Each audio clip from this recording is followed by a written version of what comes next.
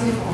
Okay, next up is me. I'm going to read this poem. It's not mine. It's actually my mother, Inela Salata Garcia wrote. And it's only a portion of the poem. It's the fourth part of a poem she titled Autism is Awesome. And this goes out to Corey Hunter, the core, who is also our feature tonight. The core, yes, to the core. I know this truth now, to the core of my very soul. In case I failed to get it, he came along to move me. Lit a fire under slow burning embers. His dedication, his drive, mostly just the courage in his voice. He cares to scream to all four winds that which we utter behind closed doors.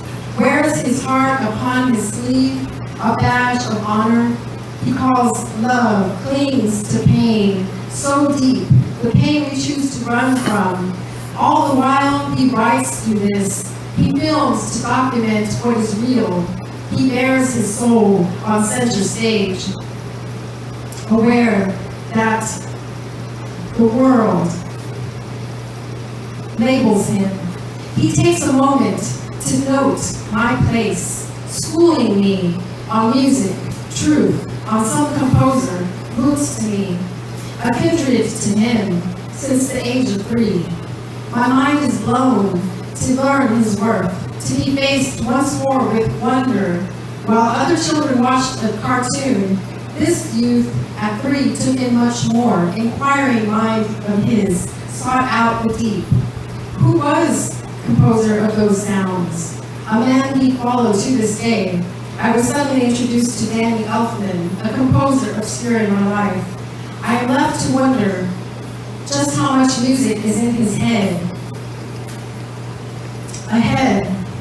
Does he create more than prose? This young man has to be a book unopened, still in his youth, with years ahead. He is one of many I now recognize again. I see with open eyes what I hope to make clear. Autism is beyond our knowing. We are slow, we are left behind, unless we witness with open mind. Thank you.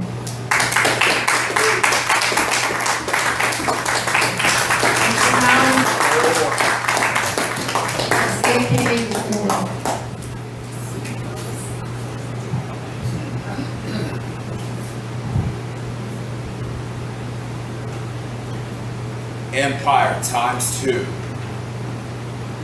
Shaolin shadowboxing. And a Wu-Tang sword style.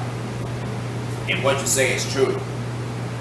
The Shaolin and the Wu-Tang could be dangerous. Do you think your Wu-Tang sword can beat me? I'm gone. I'll let you try my Wu-Tang style. Today is October the 4th, which is also the rise to the core from Strata Denver's debut under the direction of his padre who is against racism and sexual abuse. I've seen and heard the pathetic rappers getting all the fame with their mumbling, auto-tune. No offense to my influences, Future and Travis Scott though. And fake vocabulary which gets on my nerves.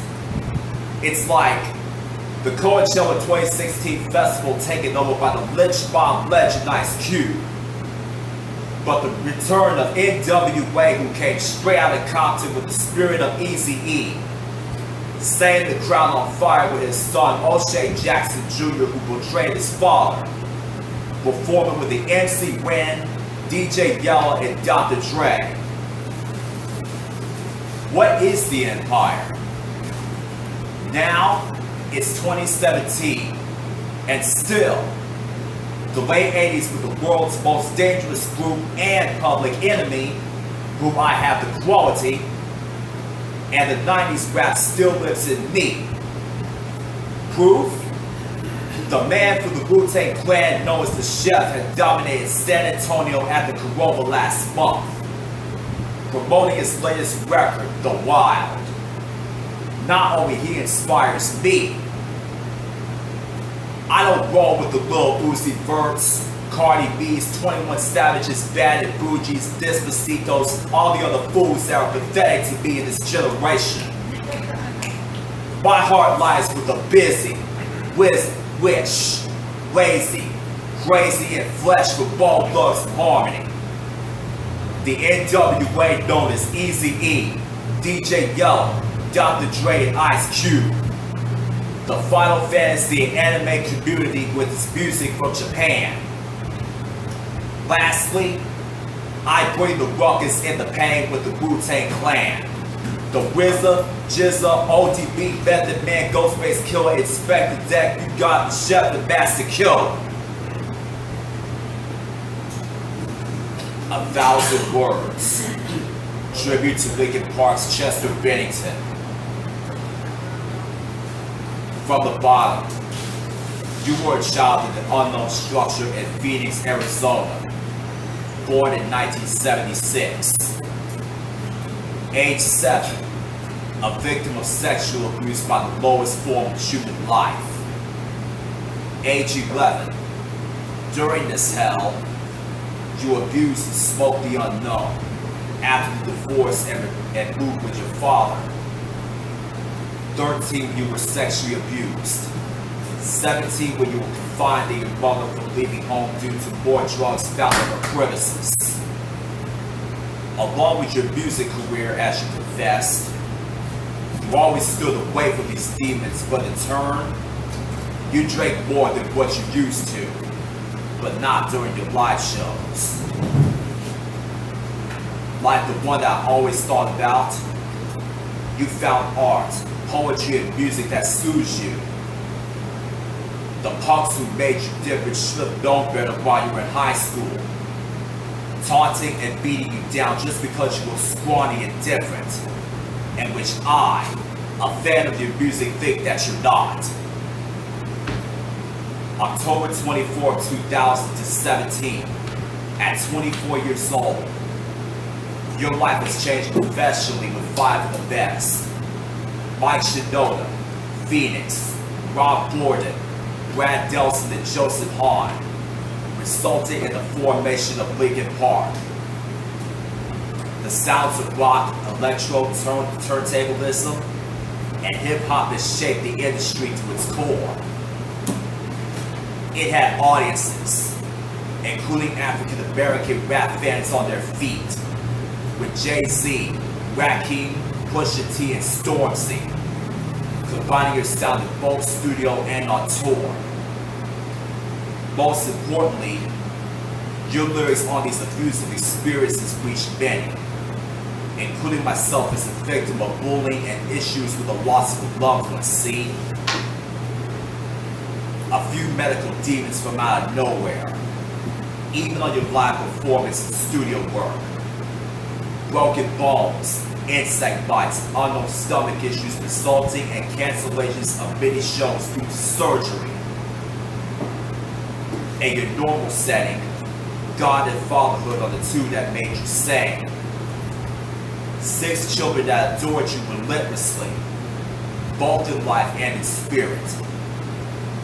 The pain for your abuse has saved me, a young poet who lost a woman, from mine. Chester Bennington, 1976 to 2017. The Donnie D American. And the 2 documentaries, Evolution of Hip Hop and the Art of Organized Noise, along with the NWA biopic, Straight Outta Compton. My childhood icons, Ice Cube, Outkast, Dr. Dre, Tupac Shakur, and many other old school legends reminds me to remain true to your influences. You must not give in to the whack nonsense who dares to say that they're better than you. Allow me to propose that I am the Donnie D American. I'm Donnie D American, and my parents' influences of George Clinton, Earth, Wind and Fire, the Spinners, Motown legends including the Jackson 5, and the late Marvin Gaye continues to electrify millions of adults who enjoy hearing the old school. I actually identify these tunes as throwbacks from the 60s and 70s. I'm Donnie the American, and I enjoy the scenes of Omar Epps' GQ on the 1992 Tupac film Juice, where he rehearses and scratches against the majesty you wanted all the Jews, destroying his way with the upbeat sound of Pump It Up from the miraculous crowd. That was my time with the Mixmaster's beat, with the other is settled to the DJ battle in the United States. I'm Donnie the American, and I don't give a damn if the old school, with the new school crappy music is full of repetitives, including Robin Thicke and Pharrell are untalented as crap. For stealing Marvin Gaye's head, got to give it up for blurred lines. But I still have respect for T.I. because he wrote his own words. He just needs to be careful on who he collaborates with. The sounds and poems of man Gil Scott-Heron has lifted my father's spirits in the stratosphere with a bottle, inspiring him to perform the poem A New Deal back in April 26 of 2016. The legacies of the world's most dangerous group, NWA, the political public enemy, and the bad boy death row beef has flowed through the veins of the people who understands the evolution of rap. Lastly, during the tragedy of a fellow poet who means a lot, the man had remixed her words with the hip-hop sound the 12th of February of 2015. Because not only that my alliance with him is formed, we will continue to show the world that the old school era will not get screwed over and over again until the day we no longer exist. But the legacy will continue.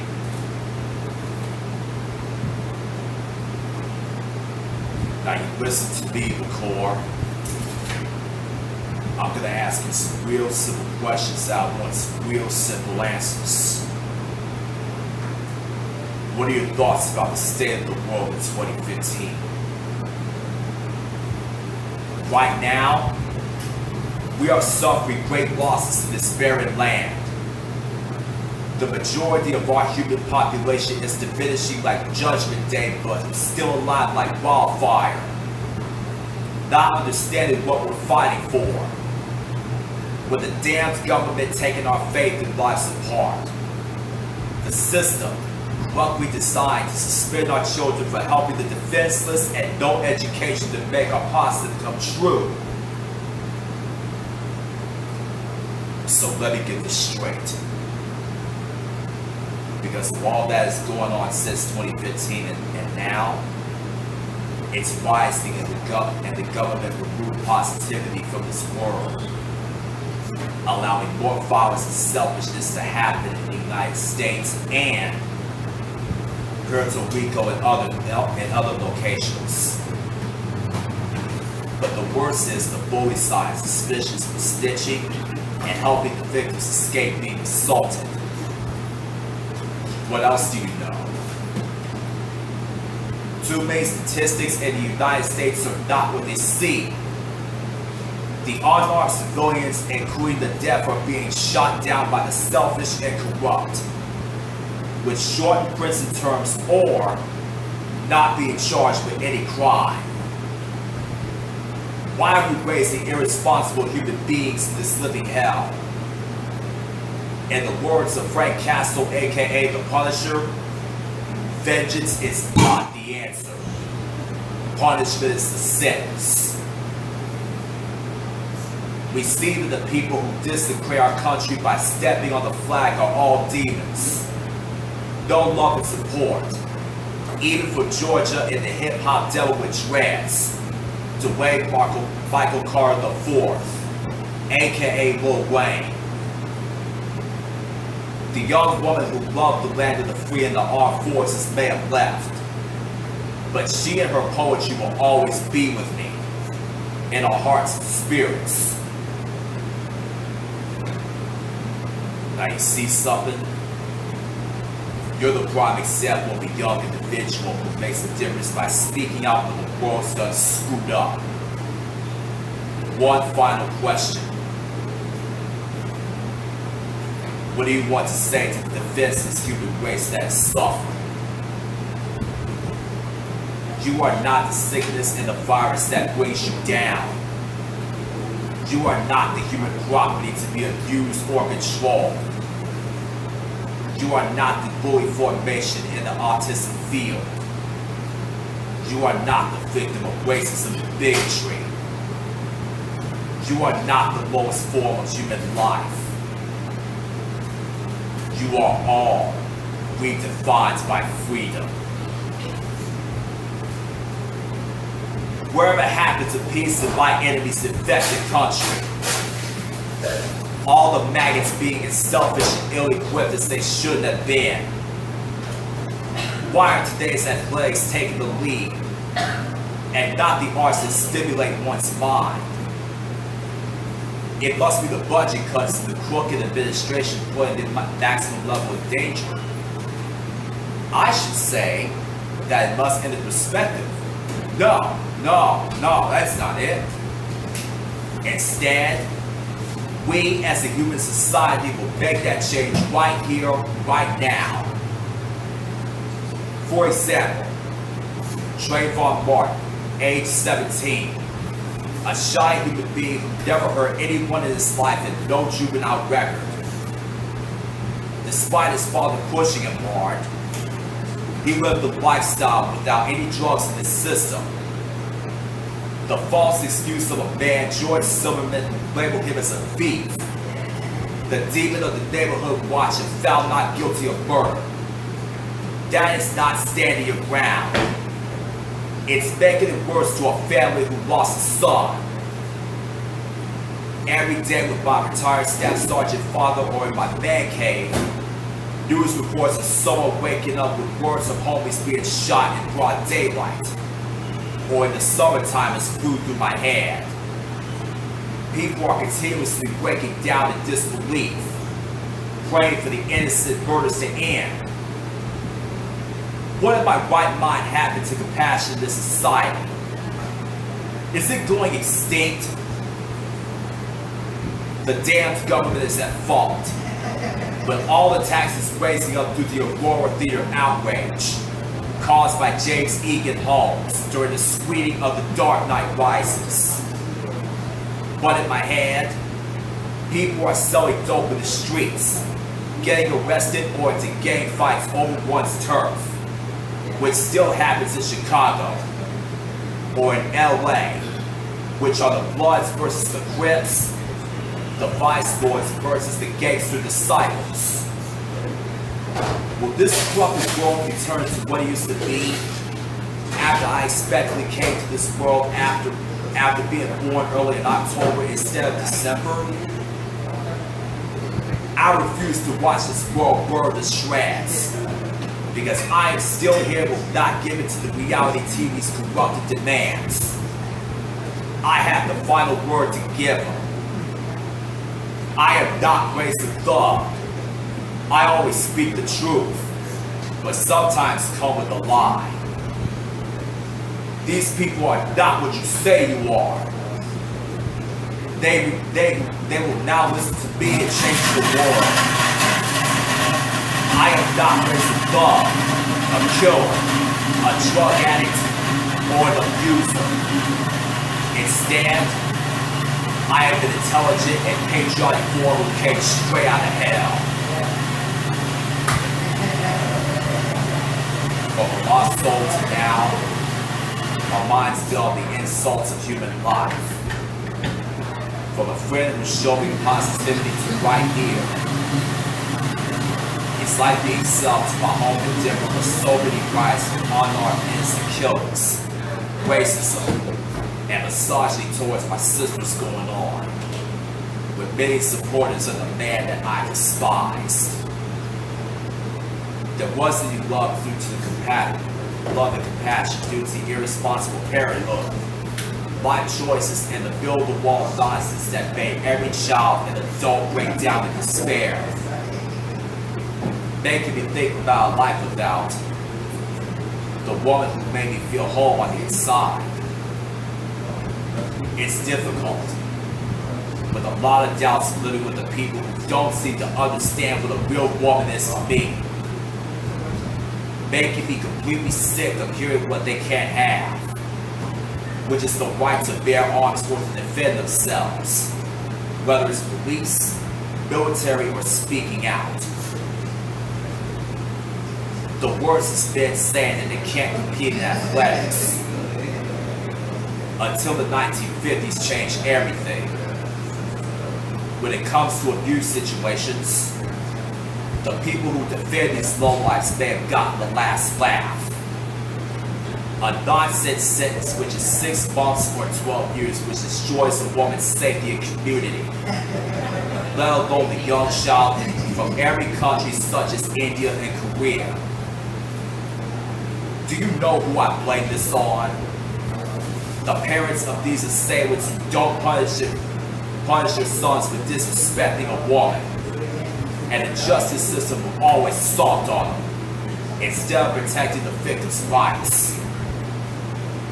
To the unseen eye, after 2 months, I survived.